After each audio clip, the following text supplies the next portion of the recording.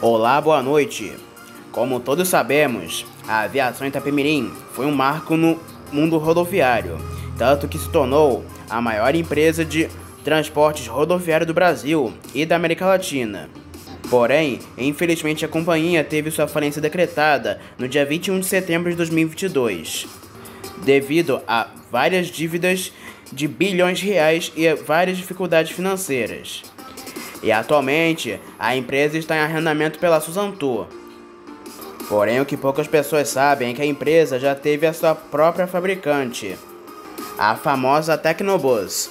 E é isso que vamos falar aqui no vídeo de hoje. Aqui no nosso quadro, Embarque Imediato Documentos. Então, sem mais enrolação, o vídeo começa agora.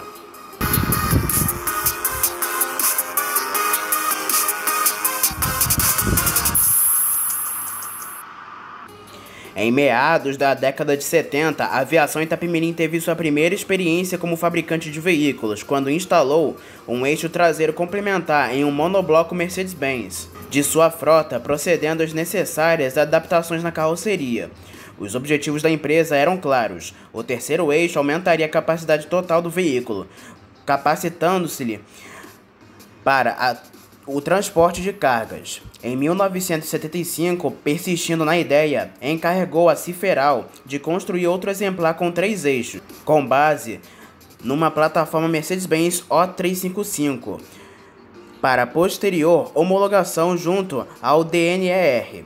Mais 4 desses protótipos seriam construídos e testados até que, 5 anos depois, em janeiro de 1981, decidida a montar seus próprios ônibus, a empresa apresentou oficialmente seu primeiro produto próprio, o chassi Tribus.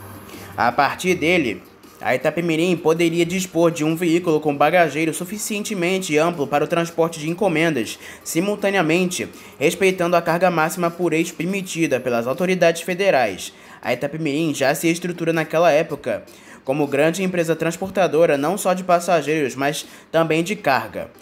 Como os grandes fabricantes nacionais não dispunham ainda de chassis de ônibus com 3 eixos, embora em breve todos fossem aderir à tendência, a empresa capixaba buscou sua própria solução caseira. Os 27 primeiros exemplares do Tribus foram montados a partir de plataformas Mercedes-Benz O364 com motor turbo alimentado de 285 cavalos e terceiro eixo de rodado simples montado em suas oficinas.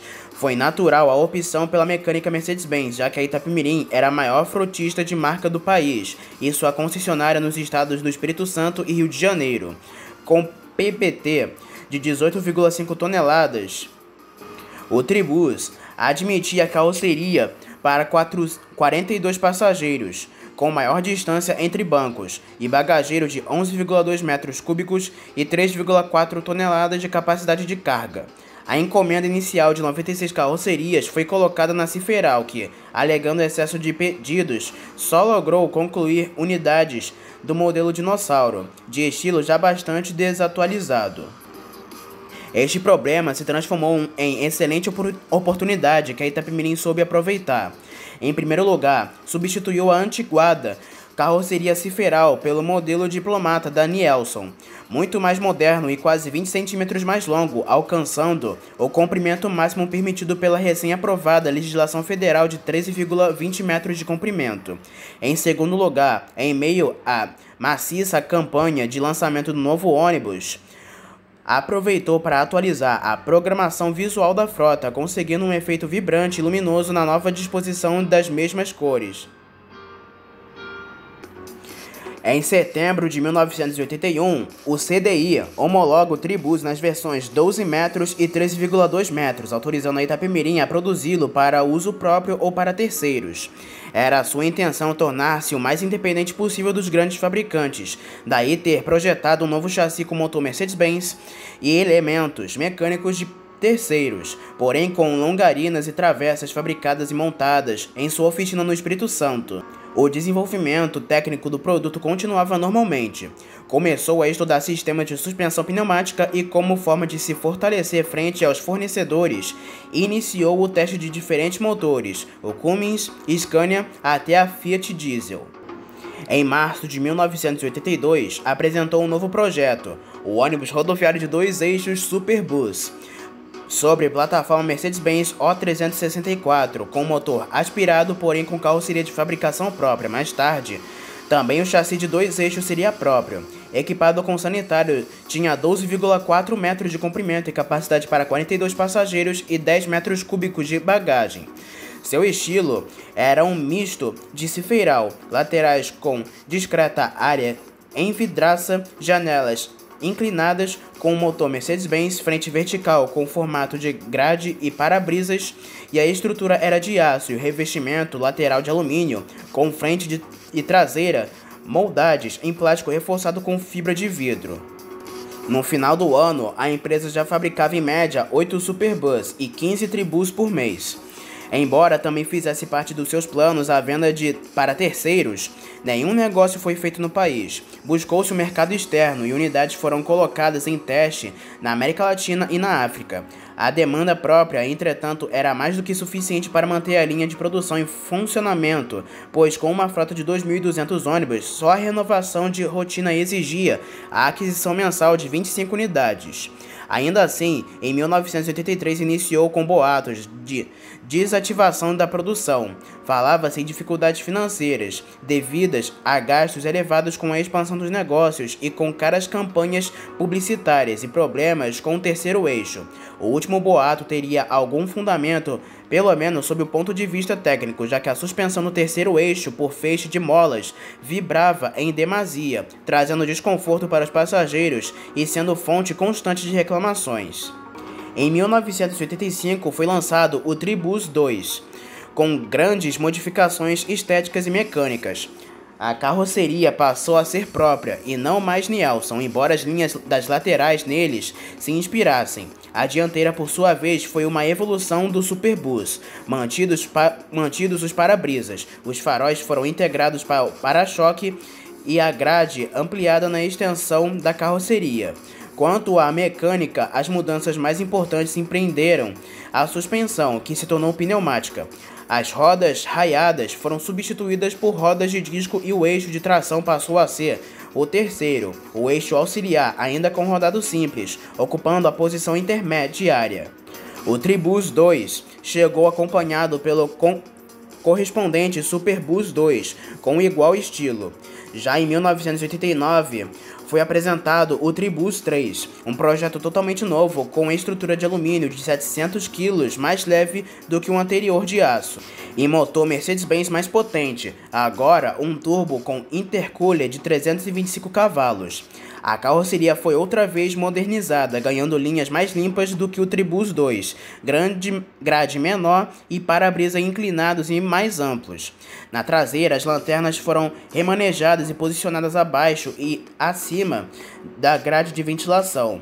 As carrocerias de aço, contudo, continuaram a ser fabricadas, utilizando o mesmo design dos modelos anteriores, porém com grade mais estreita ladeada por faróis retangulares duplos e nova traseira, denominadas Superbus e Tribus 2M, foram acompanhadas de uma variante para chassis com motor dianteiro.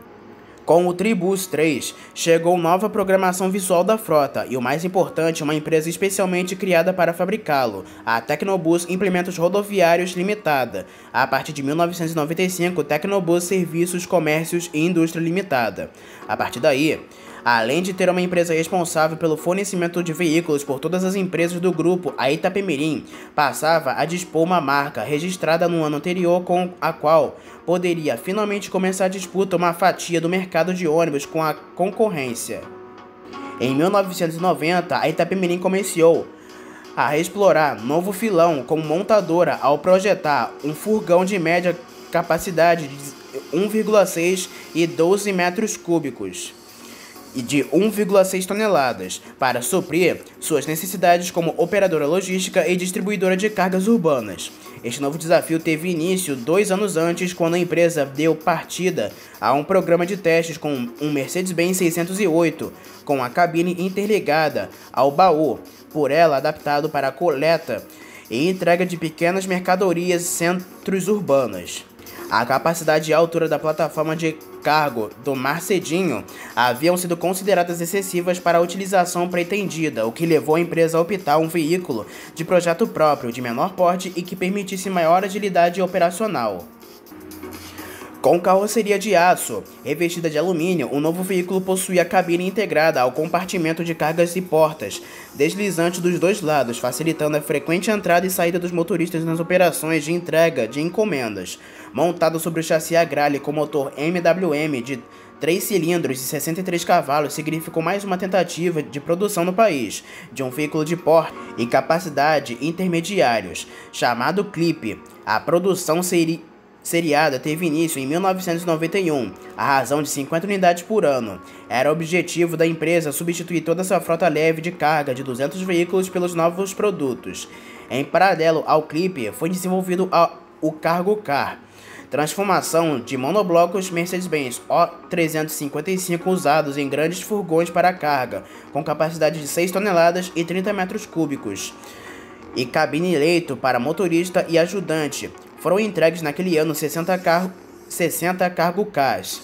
Enquanto a produção de furgões aumentava, a de ônibus diminuía, resumindo-se naquele ano a menos de 8 unidades mensais. Em meados da década de 90, seus ônibus rodoviários foram mais uma vez renovados, visualmente aproximando-se bastante do monobloco Mercedes-Benz O400, o Tribus 4 e o Superbus 4.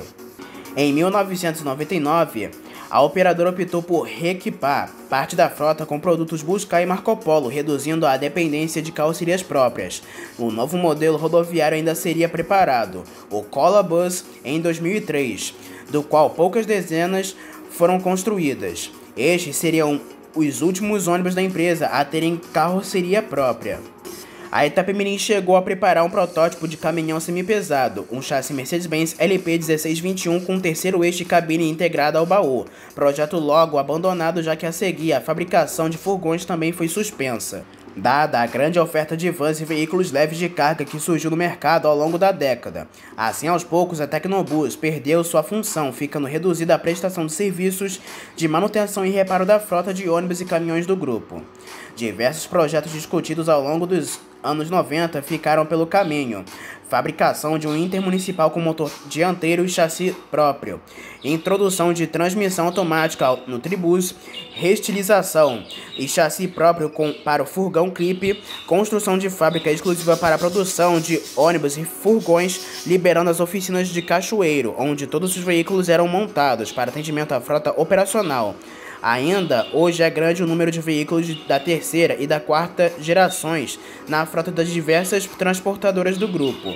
Modelos anteriores, desmobilizados pela Itapemirim, rodam por todo o país operados por empresas menores.